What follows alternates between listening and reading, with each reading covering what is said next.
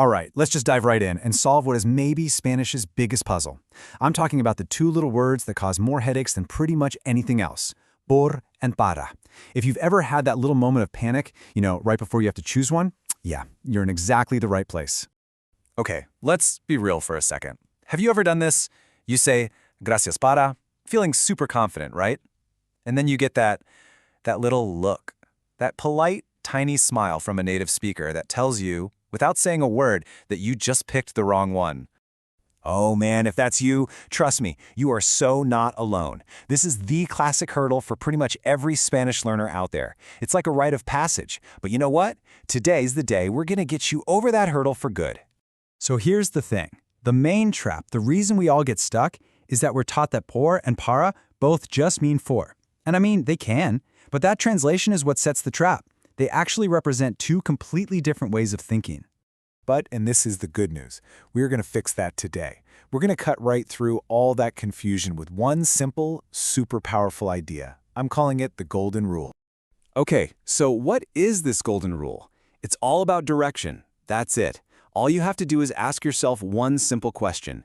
Am I looking backward or am I looking forward? For, that one looks backward. It's all about the reason or the cause for something. Think of it as the why something happened. But para, well, that one looks forward. It's pointing toward a goal or a purpose. It's the what for, the endpoint you're aiming at. Okay, so theory is great, but let's see this thing in action. We're going to watch how this one little rule completely demolishes the most common mistakes people make. All right, time to put it to the test. Let's look at a few of those classic mistakes and see how this whole backward versus forward idea makes everything just click. First up, a super common one. I study to learn Spanish. Now your brain might go, well, I'm studying because I want to learn, and you reach for por. But hang on, let's apply our rule. Is learning Spanish the cause, or is it the goal? It's the goal, right? It's the future purpose of your studying. You're looking forward to being able to speak Spanish. So you need the forward-looking word para. Estudio para aprender. See? Simple. And here it is, that awkward gracias moment from the beginning. Gracias para tu ayuda.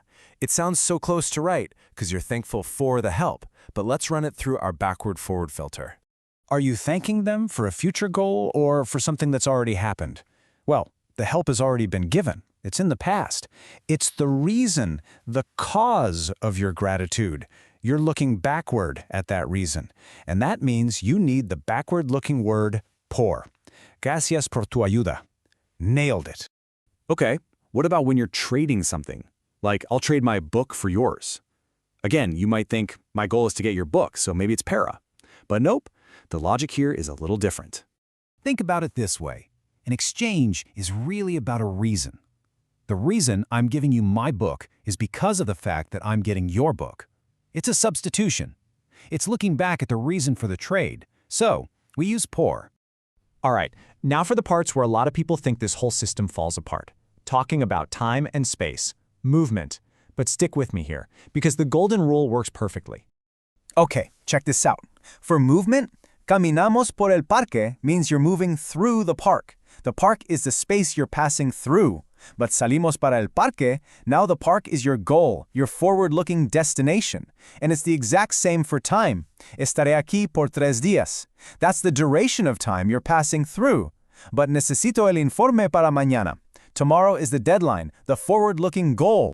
You see the pattern? It totally holds up. Por is about the journey, the space, your time you're moving through.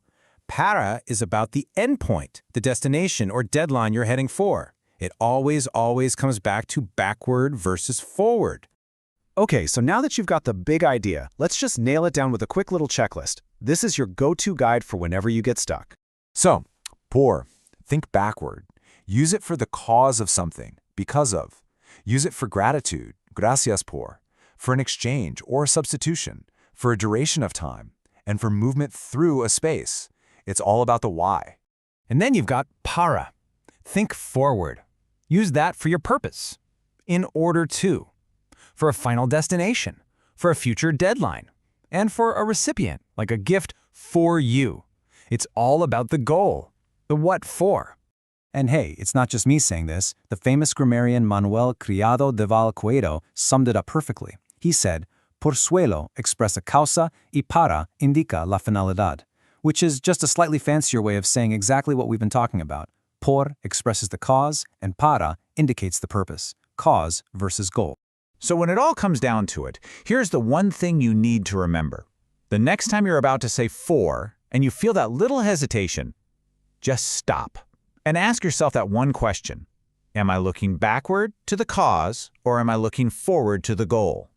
That's it. That's the golden rule. So now it's your turn. What's one sentence you're going to go out and use this week using por or para with total and complete confidence? Give it some thought and then go make it happen.